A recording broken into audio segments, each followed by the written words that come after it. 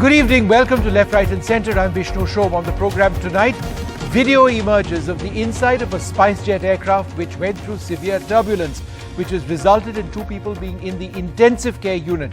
More than a dozen people are injured as the aircraft went through severe bad weather. So severe on a flight between Mumbai and Durgapur that the passengers were exposed to relatively high G-forces inside the aircraft.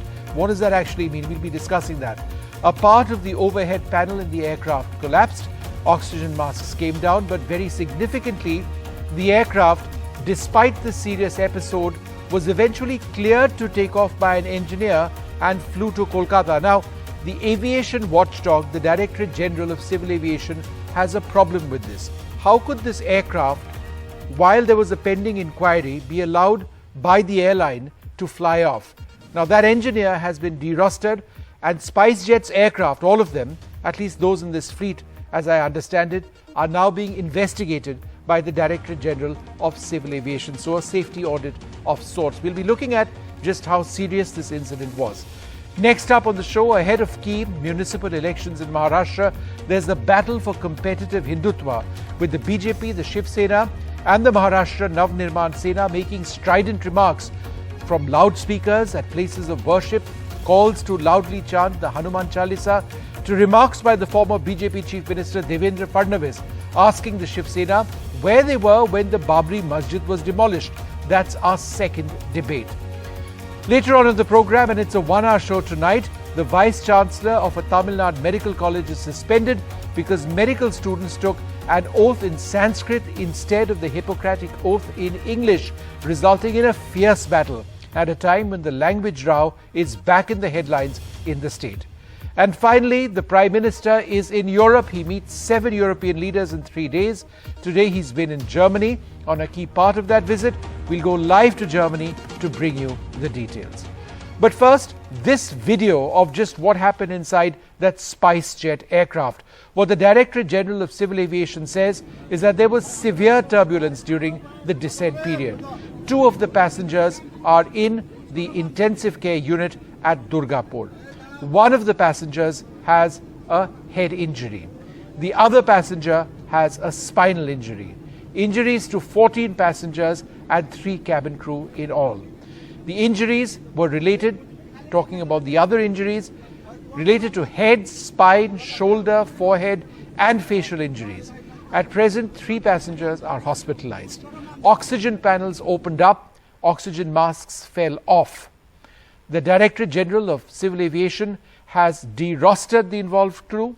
The involved aircraft has been grounded at Kolkata.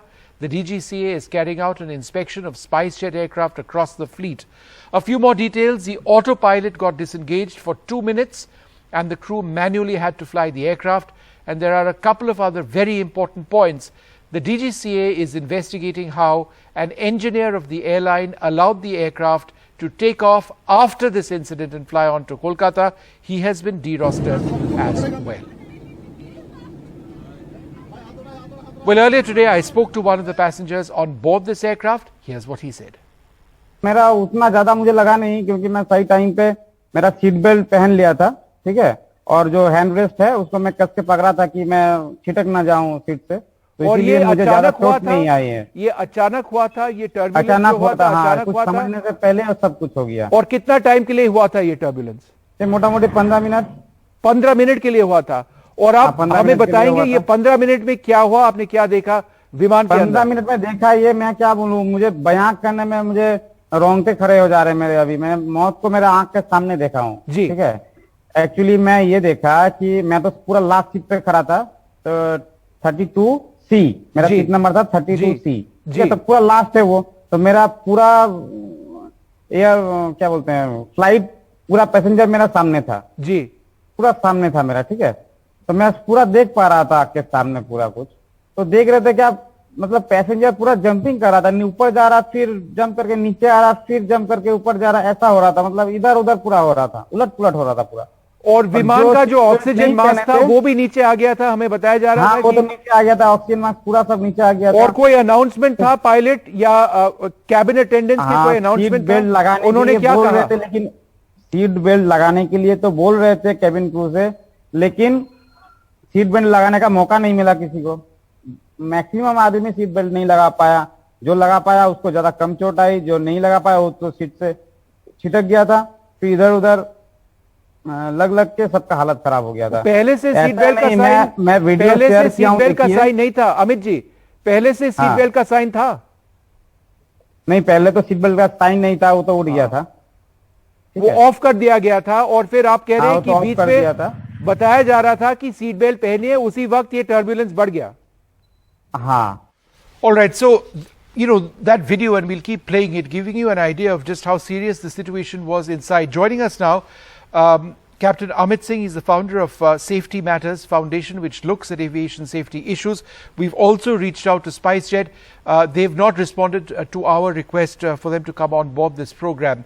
But Captain Singh, the Director General of Civil Aviation, and this was a key point, has derostered an aviation maintenance engineer who cleared this aircraft for flight even after this episode.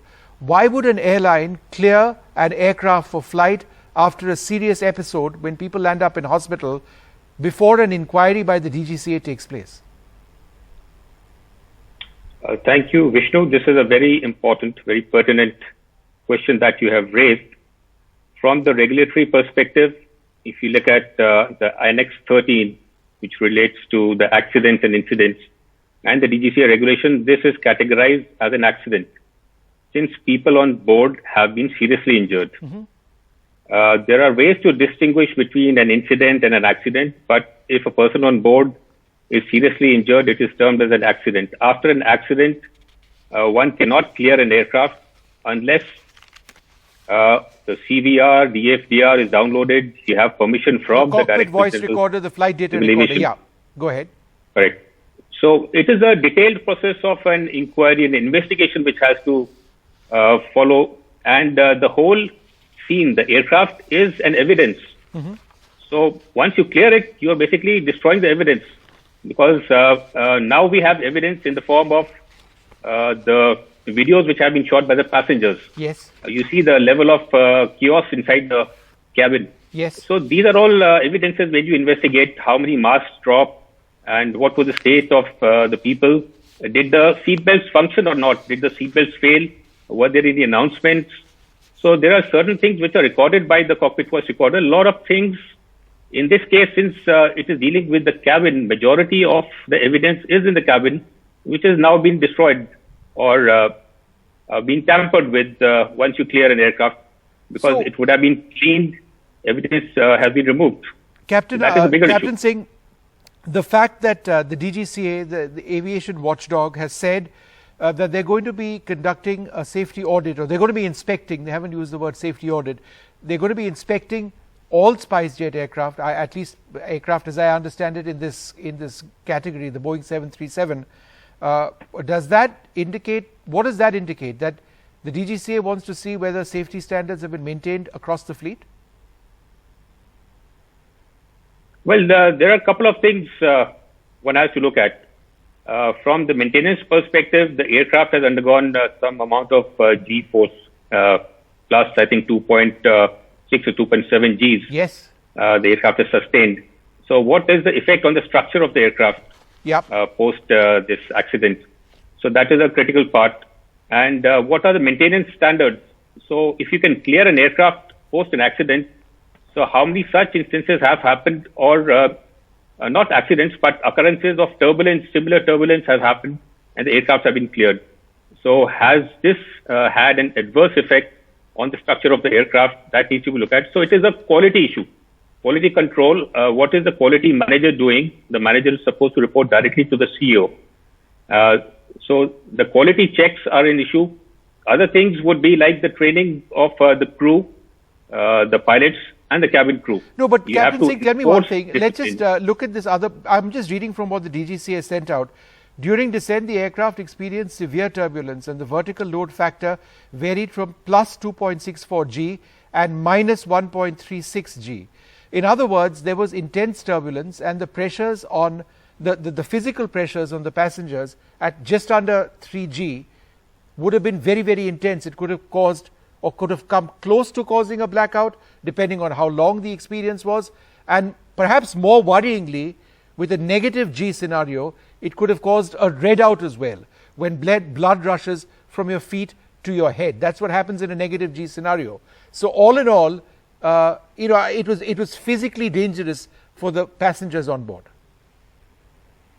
Rightly said, you have to add the two factors, the positive G and the negative G. So plus 2.64 and 1.3. So that is the cumulative effect. So if a passenger is sitting or standing in an aircraft, you can imagine that suddenly the aircraft structure moves up and down. The passenger remains stationary or at the present position, and the aircraft suddenly hits you from the top on your head, and then you go up with the aircraft. So that is the cumulative effect. So that is why spinal injuries are more common in turbulence, because it is more of a vertical thing rather than a front and back. No, so I'm talking about vertical, the vertical load factor. Even for passengers who were properly seated with seat belts on, a vertical load factor of just under 3 Gs is not something that you would normally experience, or more significantly perhaps minus 1.3 G. It's a physical constraint. It's physically difficult. Fighter jet pilots have an anti-G suit. It's meant to combat the impacts of G forces. Over here, these passengers didn't have that. And I think the question that does need to be asked is, what about physical damage to the aircraft and its structure as well? That takes a lot of time to determine, and yet this aircraft was allowed to fly. Yes, the airframe could have had, when we look at the airframe, it is not the cracks, visible cracks, but those are the minute microscopical cracks in the structure, maybe in the engines or the blades, the rivets, bolts, anything. So it has to be a detailed inspection, and that too, the aircraft lands at night. Doing that inspection is not possible. So they would have done the basic minimum what you do for a hard landing. If you do a sustained 2.4 G or 2.6 G hard landing, or whatever the manufacturer says, but this is more than that. This is about 4 G. So, and that too, a sustained. You don't know how much it has sustained. Right. One is we don't know the duration either. Duration. So that's how much it has sustained. Factor. So that will take more load on the aircraft. So, Captain, a lot of our passengers, I beg your pardon, a lot of our viewers would be wanting to know, as passengers on board aircraft, this is exactly the scenario which people are worried about, traveling, and then there's sudden turbulence of this sort. So, could this be clear air turbulence when an aircraft didn't, or pilots would not know that something like this is there? Or could it be a case of flying into bad weather, knowing the risks which were involved, and hoping to sort of thread clouds or a weather pattern and still manage to fly safely? Well, everybody who has been to the northeast, east of Ranchi would know about Kal Baisakh, nor'westers, as they say. And the literal meaning is the fateful thing. It is a very violent and a fast-moving thunderstorm, which frequents post 4 o'clock in the evening. Every pilot is trained on it. We do monsoon training, which is basically about the peculiarity of monsoons. But what is more important is the pre-monsoon season from April till about June, when the monsoon sets in. Right. So these are violent thunderstorms happening in the Chota Nagpur plateau, which is around the area of Ranchi, Durgapur, and pilots call it basically the thunderstorm factory. Right. So these thunderstorms are known to be violent and very fast. Yeah. So if you are ahead of this thunderstorm, as I see from the satellite picture, it develops very fast because the area gets heated up, the air rises, it is a plateau. It sucks in air from the Bay of Bengal, moisture, and it suddenly, within minutes, it becomes the and I think this sudden formation is something which obviously investigators will be looking at as well. Could the airline not have flown on that route? Could it have been delayed, or did this just suddenly emerge? And that is a very likely possibility as well.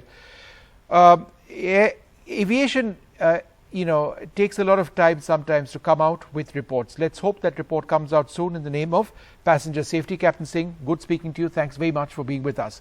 I need to move on. The Prime Minister is in Europe, 3 nations in 3 days, 7 heads of state he'll be meeting. He was in Germany today, where he got a grand welcome in Berlin, Germany, a strategic partner of India since the year 2000, a very important economic partner as well.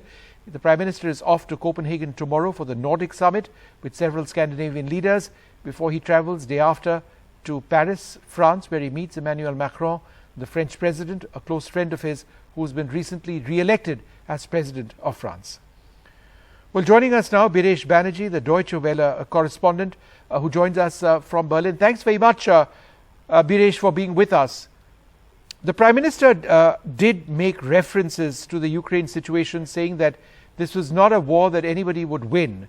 Was there an expectation in Germany that perhaps the Prime Minister might say more, or is there an understanding that India is going to be completely non-aligned as far as its Ukraine policy is concerned? I think it's a bit of both, Vishnu. I think Germany would have been very happy to hear a stronger statement on Ukraine from India. But as you point to, understanding there have been a series of German diplomats who've headed down to Delhi, who've had conversations with the Ministry of External Affairs. And I think the Indians have been very successful in conveying their position as to neutrality, not meaning indifference, just a different way of looking at things. But of course, Berlin would have expected and hoped that there is a stronger statement, but not surprised that there wasn't anything strong coming out from the Prime Minister. How important is this equation between Germany and India, particularly the trade equation? The trade equation has generally been the cornerstone of the strategic partnership, which has existed for more than 20 years. However, particularly when it comes to the Indian side, I understand this has not been very optimal. And even on the German side, as you're aware, the focus has primarily been on China when it comes to Asia. But then the past 3 years, and I say 3 years particularly because of the COVID pandemic and also the war in Ukraine, have dramatically realigned priorities here in Berlin. Berlin has sort of realized that two things are very important. One is a diversification of supply chains and also markets, and also a focus on security in the Indo-Pacific region. So if you look at it from those points, today was a very successful day, at least when it comes to the relationship. Both leaders talking about taking this relationship forward. At least 14 memorandums of understanding or declarations of intent have been signed, particularly when it comes to climate protection between India and Germany. There is also a hotline that's going to be set up between the foreign ministries in Berlin and Delhi. I mean, it's a sign of the two countries coming closer, and both capitals, Delhi and Berlin, realizing that this is a changed world and this strategic partnership is important. All right, Biresh, we leave it there. Thanks very much for joining us and summing up a very important day as far as that visit is concerned. We're going to take a short break up ahead. Ahead of key municipal elections in Maharashtra, a battle for competitive Hindutva between the BJP, the Shiv Sena and the Maharashtra Nav Nirman Sena. What's it all about? That's up next. Welcome back. You're watching Left, Right and Centre. Ahead of key municipal elections in Maharashtra, there's a battle for competitive Hindutva, with the BJP, the Shiv Sena and the Maharashtra Nav Nirman Sena making strident remarks from loudspeakers at places of worship, calls to loudly chant the Hanuman Chalisa, to remarks by the former BJP Chief Minister Devendra Fadnavis asking the Shiv Sena where they were when the Babri Masjid was demolished. That's our big debate. Why is it happening right now? Joining us now, Anand Dubey, spokesperson of the Shiv Sena, Kumar Ketkar of the Congress, Rita Gupta, spokesperson of the Maharashtra Nav Nirman Sena, and will be joined by Niranjan Shetty of the BJP in a few moments. Anand Dubey, is this linked to elections, to municipal elections, that there is this battle for establishing oneself as the most strident Hindutva party in Maharashtra is concerned?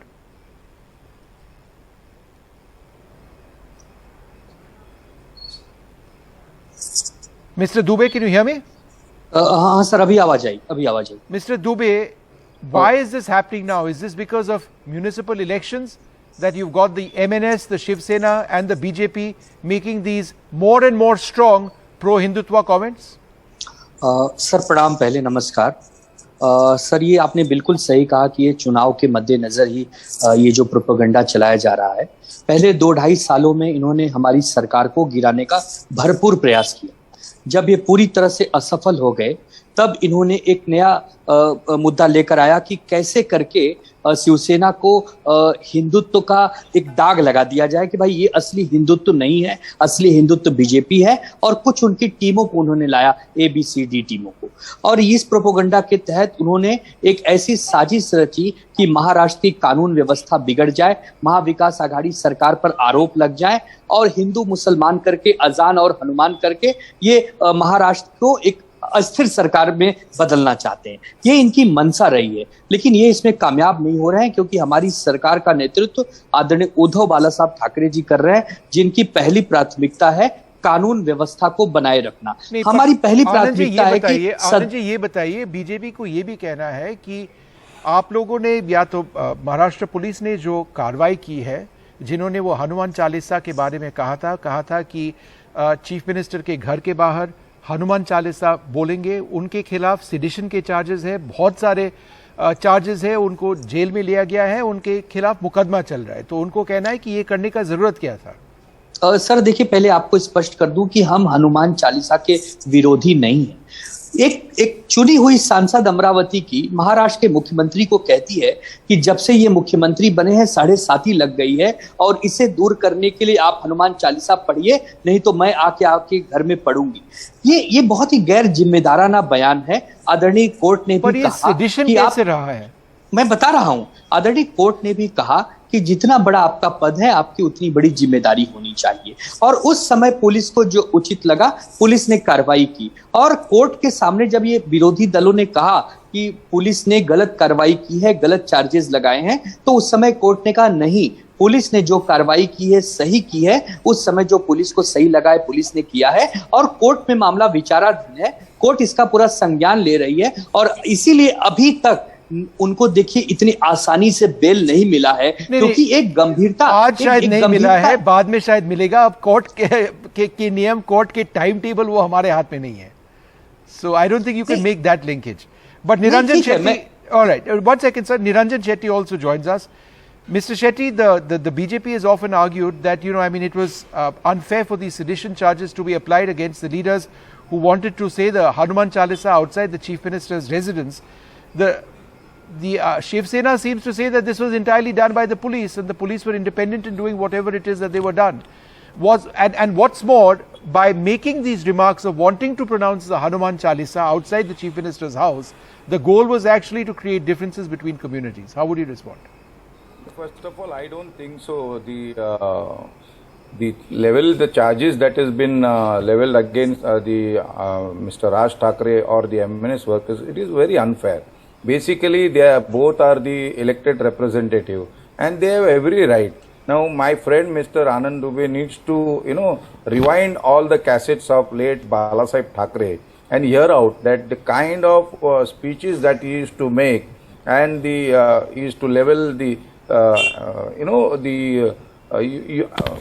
or I would say he used to challenge the government when they were not in power. So I think the legacy is been carried by Mr. Raj Thackeray. What's wrong if he is saying from a public rally, he is asking the government to take action. If something is asking, see, in my view, it's a social, the responsibility of the CM to maintain social harmony.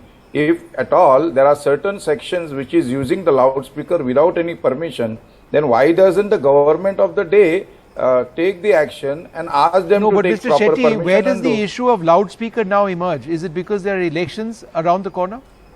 See, first of all, Vishnu, let me make it clear. Our stand has always been, since once, even before Mr. Raj Thackeray took up this issue, the Mumbai BJP President Mr. Mangal Prabhat Lodha had petitioned, as I had already said in your channels previously also. We had met the police commissioner and stated that the Supreme Court order should be followed in total spirit, especially in Maharashtra. No, I'm sure, but why is this coming up now? And it's not just that. There are other remarks. Devendra Fadnavis making that remark about asking the Shiv Sena, where were you during the Babri demolition? You know, this follows a certain line of pushing a Hindutva agenda. I'm not making any value judgment on that. I'm only stating that there is a Hindutva agenda. Is this a battle of Hindutva within Maharashtra? It was, yes, Vishnu, because it was he who said that He was there near when the Babri Masjid was demolished, and it was he. So of course we have to revert to him back, and that is what our opposition leader Devendra Fadnavis responded to him. Okay. None of these Shiv Sainiks were ever present during the Babri Masjid demolition. Okay, Rita, I know the Shiv Sena would want to reply to that, but Rita Gupta, where does this leave the Maharashtra Navnirman Sena? Some would suggest that you play the role of a spoiler in these municipal elections, which are very, very close very often in terms of numbers. The MNS is a spoiler. Whatever you do, you take away votes either from the BJP or the Shiv Sena. Good evening.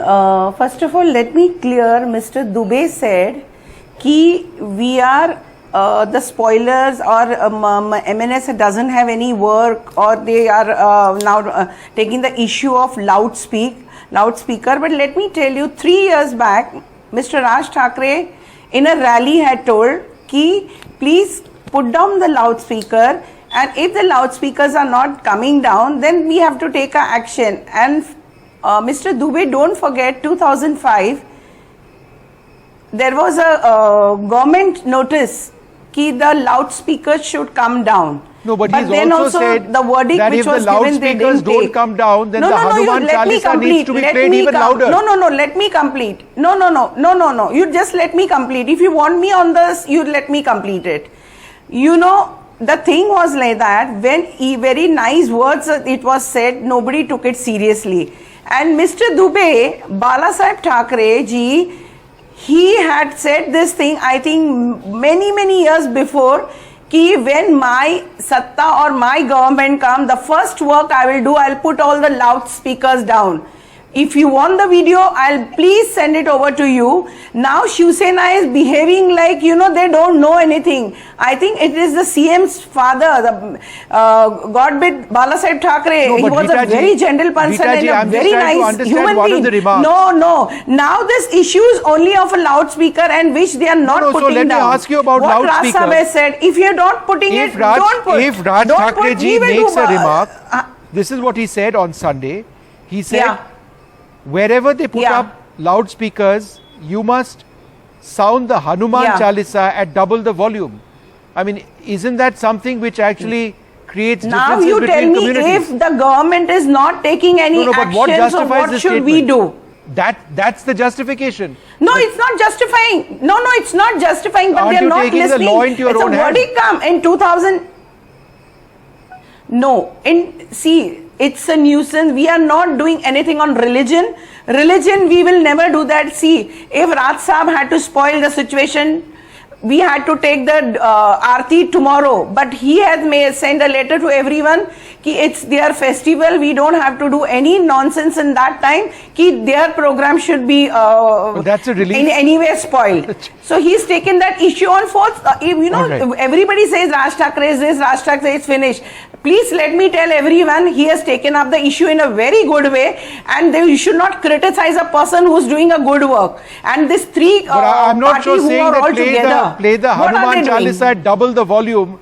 It's confrontational. I mean, but if they don't listen, we have to take some action. So then you will be confrontational, and then one knows in our country where that sort of goes. Anyway, I just want to go across to Kumar Ketkar, who's been listening very patiently. This is not a goon. Please, please take down your words. What I'm saying, when we are requesting No, I'm not taking down my words. I'll repeat my words. It's a confrontational path that goes against the path of peace. It's a confrontational remark which goes against the path of peace. Then you should have it's not a question. It's not a question of taking down my words. I would actually repeat those words. It was posed as a question to you. But let me go across to Kumar Ketkar. Mr. Ketkar, where does this leave the Congress? I mean, if you've got these strident voices pushing a particular Hindutva line, they have different agendas within that. Where does this leave the Congress in these elections which are coming up? Congress should not fall into this trap of getting Hindutva on agenda on election or without election. And everybody is quoting Balasaheb Thackeray. Balasaheb Thackeray had said, according to her, that when he comes to power or when Shiv Sena comes to power, first thing he will do is to remove those loudspeakers. They were in power in 95 to 99. And again with BJP and Sena, Fadnavis and Uddhav Thackeray were together between 2014 and 2019. They did not even raise the issue when both of them were in power and both of them were claiming to be complete Hindutva. So if Fadnavis and Uddhav together could not do it, how can Fadnavis suddenly ask Uddhav to do it now and saying it is not a question of Hindutva, but it is a question of sound pollution or noise pollution and all that? I think that's a camouflage. Because elections have come, they have raised this issue. And moreover, they are saying that look at Raj Thackeray's earlier tapes of speech. Then look at Raj Thackeray's speeches just 3 years ago when he was saying that the chief villain of Indian politics is Narendra Modi and Amit Shah. They are the chief villains, and unless they are defeated, unless they are removed from power, it is not possible for India to have genuine democracy, genuine secular democracy. That was Raj Thackeray saying in public speeches. They are all available on YouTube. In fact, Raj Thackeray was more vocal and more strident and more militant against Narendra Modi and Amit Shah and against their... In fact, he used to say that Hindu-Muslim issue is the issue they will generally actually create for riots, and they will have riots so that they can influence the election. This is what I am saying. This is what Raj has said in public speeches. Now suddenly the BJP has found love with Raj Thackeray and they are talking about Hanuman Chalisa. Actually, I don't want to talk on Hanuman Chalisa. Congress will not fall in this trap. You are asking me what Congress will do. Congress will stick to its secular stand irrespective of elections or no elections. Okay, Niranjan Chetty, in fact, Kumar Ketkar brings up an important point. I meant to ask you this. The fact that on the issue of Hanuman Chalisa, the BJP and the MNS appear to have the same sort of line. Both of them, you know, are saying the same thing. Going ahead of the municipal elections, is there some sort of agreement or arrangement in play or in the works? See, I think, Vishnu, we have never mentioned about the chanting of Hanuman Chalisa as such. What we were always, we petitioned the police commissioner about the removing of the loudspeaker. And I would like to make it clear again on your channel once again that even before Mr. Raj Thackeray carried out a public rally, our state president, Mr. Mangal Prabhat Lodha, and few of the other dignitaries and gone and requested the Honorable Police Commissioner to follow the rule of the law laid by the Supreme Court. Apart from that, what Mr. Kumar Ketkar has been saying, that he alleged about Mr. Raj Thackeray about speaking vehemently against the Narendra Modi. Now, I think Mr. Raj Thackeray has understood what is the exact difference between who is the person who can take India ahead. And thereafter, it was much more Mr. Sharad Pawar who was there during those times, who was probably misleading Raj Thackeray ji. Okay. So I think he has understood certain things which were there. Now I think Mr. Kumar Ketkar and his the people are feeling very unsafe that Raj Thackeray has come out in open and speaking against all this and is exposing, especially Mr. Sharad Pawar. There is no reason for... We all know how Mr. Kumar Ketkar is close to Mr. Sharad Pawar. We are ready to fight, lose or win. We are not feeling unsafe at all because we are not involved in this Hindutva agenda, which has been raised just as on the eve of UP and other elections. Hijab was raised in Karnataka. Here it is Hanuman Chalisa. That is what exactly Raj Thackeray said. You never trusted. Let us not quibble about that. That is what Mr. Raj Thackeray said yesterday. You are saying Mr. Sharad Pawar never believed in Hindutva. Okay, Mr. Dubai, you have a quick point to make. Go ahead. He is a non-believer. That is what yesterday Raj Thackeray said. That he is a non-believer. And his daughter herself has admitted in the house. No, but you decide. Okay, one second, Mr. Ketkar. Let Anandji come in. You yourself are... Before I go across to Vishnu ji, last comment, yeah. Vishnu ji, yes. पहले BJP का जवाब दूंगा, फिर मनसे का 2 second. बताइए. कल जाने अनजाने में देवेंद्र फडणवीस जी ने कह दिया कि बाबरी ढांचा जब गिरा तो मैं वहां मौजूद था, लेकिन शिवसैनिक मौजूद नहीं थे. ये एक खबर है महानगर उस समय अखबार की, जिसकी हेडिंग है कि ढांचा भाजपा ने नहीं, शिवसेना के कार्यकर्ताओं ने गिराया. आज संजय राउत जी ने एक वीडियो ट्वीट किया आडवाणी जी का, जिसमें वो कह रहे हैं कि ढांचे के ऊपर मराठी में लोग बोल रहे थे, वो मानने को तैयार नहीं थे, हम समझ नहीं पा रहे थे. इसका मतलब ये सिद्ध होता है कि वहां शिवसैनिक थे, कोई भाजपाई नहीं था. पहली बात. Mr. Shetty, respond to that. एक मिनट, अब मनसे का जवाब. नहीं, Anand ji, this is a very it's a key point. See, Anandji was not there in Shiv Sena at that point. No, but Devendra Fadnavis made such a prominent statement. Where were the Shiv Seniks? Anand knows it. Anand was with us during those times. No, but he says that Shiv Seniks were there then. तभी मैं 12 साल का बच्चा था. Being a Shiv Senik, he was 12 a years BJP old man child. previously, and now today he is a Shiv Senik. So he can claim that he was a Shiv Sena guy who was there. He was with us during those demolitions. That doesn't answer the question. He's pointed out an article also. Vishnu ji, Devendra जी वहाँ थे. Clearly evident that it is history and people have seen who were all right, okay. All right, look, I just want to leave this aside because I want to be fair to Rita ji to just give her a chance for a final comment. Rita ji, just one final comment. In these elections, where is the MNS going in terms of its own alliances? I can't hear you.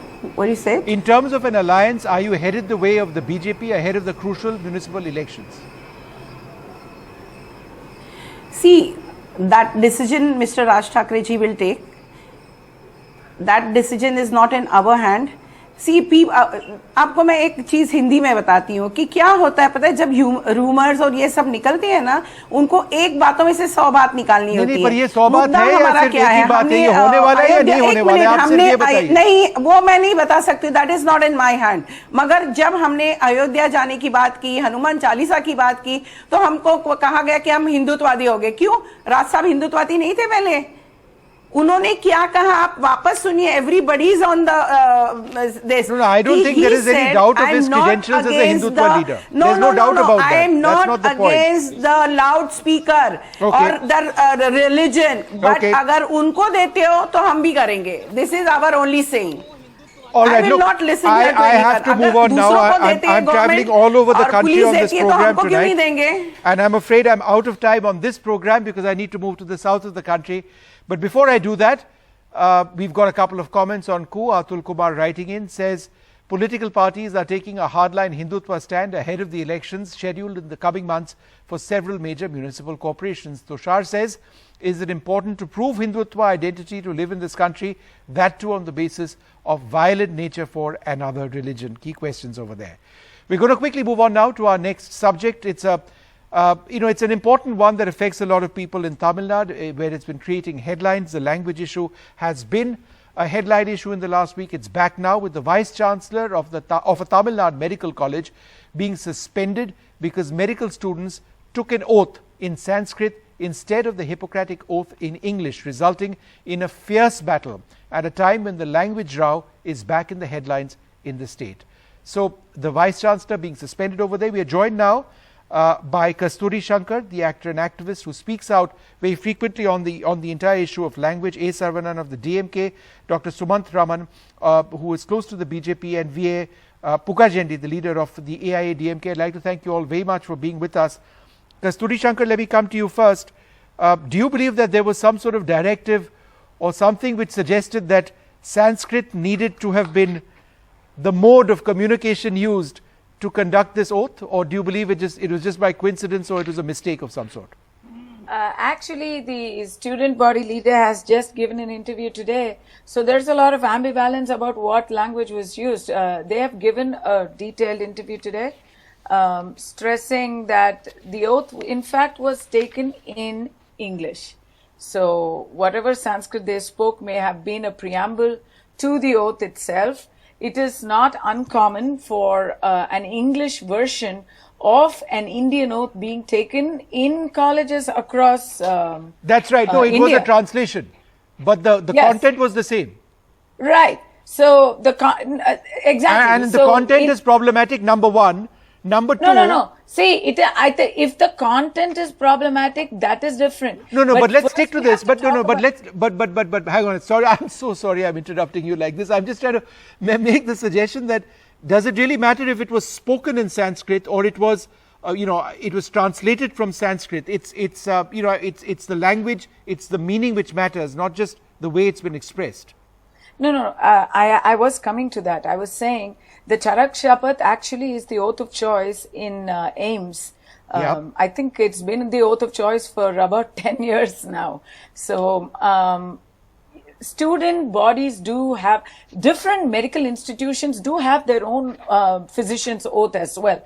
Not everybody gets the translation, the same translation of the same Hippocratic oath from, 600 AD or whatever. So it's all really up to the college in question. In Tamil Nadu, so this wasn't the imposition of language in your opinion, or of a view? I think this is an ideological and political issue. In Tamil Nadu, we do have, this is a violation, or this is a break in tradition. Okay. If somebody takes an oath that is not the direct descendant of the Hippocratic oath, my personal opinion is, why does one need the Charak Shapath in an allopathic institution? Right. It doesn't even gel. But that's my personal opinion. But sure. In the Tamil Nadu government's view, this is a violation of tradition. Now, my problem with that is, tradition is not law. I'm not sure, and as a lawyer myself, I'm not sure what rule has been broken. Is there a rule that says the oath has to be only taken in English and it only has to be the Hippocratic oath? Because CM Stalin's letter actually specifies that. It says because there has been a violation and it is not the Hippocratic oath in English, we are taking punitive action on the dean. Okay, no, you asked a key question. Let me ask Mr. Saravanan his views on this. Mr. Saravanan, is this an imposition, firstly, of a language which you cannot accept for whatever the reasons may be, or of a certain view? What was so wrong about it? What is the violation? See, this is a kind of imposition, you put it very rightly, this is a kind of imposition because Sanskrit has no place in the state of Tamil Nadu, it is alien to the state of Tamil Nadu. But you can protest, how can you punish? We have not punished, madam. I was very quiet. So the Vice Chancellor has been suspended. Yeah. And the students, God knows what they are going to face. We'll see, we'll wait and watch. See, the thing is this, Sanskrit, when we talk about Sanskrit, it has got one bad connotation with medical education. We spoke about that. See, 100 years back, only people who knew Sanskrit could join medical colleges. And this was done away with by the Justice Party, which was our front runner for the DMK. So now again, this Sanskrit is making a comeback to the state of Tamil Nadu this way. And you put another very, very important question. What about the content? Whether you read it in Sanskrit or not, and what does this, does it convey, what is the contribution to modern medicine, this Ayurveda, what is this contribution to modern medicine, whoever they have said that, and why should anybody, any student follow such oath? Does it really give them any sense of fulfillment or achievement? Nothing at all, and it is sexist. On the face of it, it is sexist. I take that great kind exception to that as the only woman on this panel. Cannot take place. No, but Kasturi, why would you like to come in on this point? Yes. Because there are aspects of this particular oath in Sanskrit, the Charak Shapath. There are passages in the Charaka Samhita, Sanskrit text. It's a passage of a text in the Charaka Samhita, which says that abiding by the oath means that students need to practice asceticism. That is a precondition to be taught in the science of medicine. That's problematic. And secondly, one of the instructions is to treat women only in the presence of a Brahmin or a male family member. A Brahmin or a family member. That's a problem for a doctor. You cannot choose who you treat. Okay, I'd like to actually give a detailed explanation. You raised 3 points. First point, the Charaka Samhita is not the Charaka Shapath that these people have administered in this generation. Everybody takes points, even the Hippocratic oath. People are not giving the entire oath in medical colleges. Right. We take what we want and we make our own version of it. So let us not confuse the woods for the forest, as they say, the trees for the woods. Let us not confuse the trees for the woods. We all take the positive points or whatever points are relevant to their ideology, I suppose, and their understanding. Okay, number one. Number two, is it sexist because it asks for a Brahmin or a male member of the family to be there? I'm not sure it's sexist, but I'm saying it's problematic because in medicine you don't have that choice. No, actually, it is one of the rules. It's actually a abiding rule in many places in the USA, and I bring up that because my husband is a physician in the United States, and almost always, thanks to all the sexual liability suits that they've been facing, they have a rule now. You cannot go in to get checked in unless you have the right to a chaperone. Right. You have the right to have a female member overseeing your entire medical checkup. Okay. So, maybe let's also understand that this is from an age in the past when there were parochial, there were thoughts that don't always translate to the 21st century. Okay, fair enough. So no point in arguing about that. But the third thing about, does it in some way discriminate against people due to the language or due to the knowledge of science? Does that do that? Not really. I mean, how does saying you should have a degree in medicine, how is that even discriminatory in whichever time and age? In whichever language. Okay. Yeah. Mr. Pukajandi, would you like to come in, sir? Kasturi has come out with lots of points saying that this is not necessarily controversial as it's being reported. Mr. Saravanan seems to suggest that it is offensive almost because it's an imposition. Do you believe that we are overreacting in this situation? Good evening to NDTV. This Hippocratic oath is a universal. Hippocratic followed the entire world. This is not a new here or something that things the students taking oath that is very clear indicating that is a no communal, no caste feeling, no rich or poor. So many things adapting here. So you cannot change often and often. The Sanskrit, I am still suspicious that someone forcing from the instruction from IMA Delhi, my feeling is like that. NMC. Because unnecessarily, we don't understand Sanskrit in Tamil Nadu, sir. In our state, that is some few thousand people. The people... No, but it is a translation, sir. They own benefits, they are speaking Sanskrit, not other than anything here. Tamil Nadu, we are Dravidian ideology against this policy and everything. Okay. So I don't know. Yeah. Suddenly, Vishnu, can I come in? Just one second, both of you. Mr. Saravanan, I'll come back to you later. We are joined by Dr. Sumant Raman who both speaks. the ministers sitting in the dais. Right. The health minister and another minister, both were sitting. This problem unnecessarily. I am asking another question. You reply to me that it is possible to change the national anthem. You try through the Sanskrit. We will see that where is the Sanskrit except India. Show me. The entire world, this is the communicating language is English. Just an aside. The English is only Vande Mataram is Sanskrit. Pardon? Vande Mataram, where only India you are saying Vande Mataram, all the things. That sir, even though in our Tamil people, but that's in Sanskrit. But one moment, I just am running short on time. I just want to go across to Dr. Sumant Raman. Dr. Sumant Raman, this is such a sensitive issue in Tamil Nadu, and the sense is that this was imposed. How would you respond to that? Yeah, Vishnu, first of all, a few corrections. The dean wasn't suspended, to the best of my knowledge. He's been put on compulsory wait and transferred out. Yeah, compulsory wait. Yeah, okay, fine. One step before suspension. Fair enough. Sorry? Compulsory wait. Yeah, that is the first point. Second point is, look, there are a lot of issues in Tamil Nadu at the moment. For instance, there have been a series of judicial deaths in judicial custody. There are power cuts related issues and so on.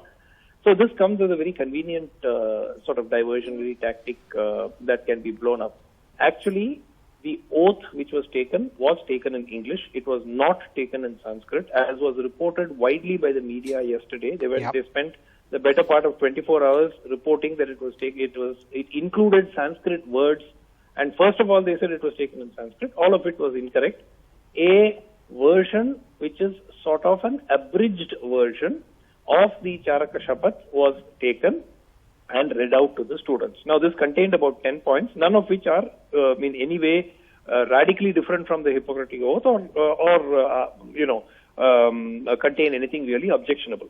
So I think that the main aim of this is to create more, a kind of a hatred against the central government, against the BJP, against, all right, so the opposition you say is largely political. Had Charaka not been so Vishnu, Mr. Saravanan has a point. Mr. Saravanan wants to reply to that. I'm running out of time. Mr. Saravanan, go ahead.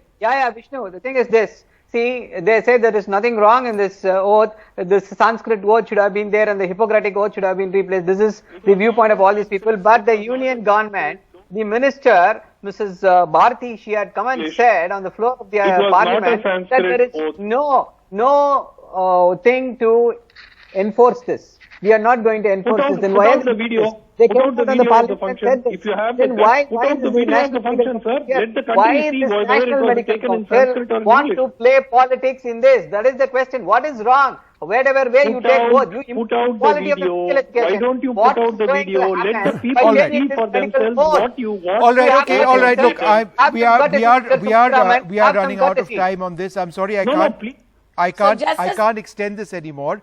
I'd like to thank you all very much for being with us. Language such a sensitive issue, particularly in recent times, in the last 2 weeks. But what was the content which was so deeply objectionable?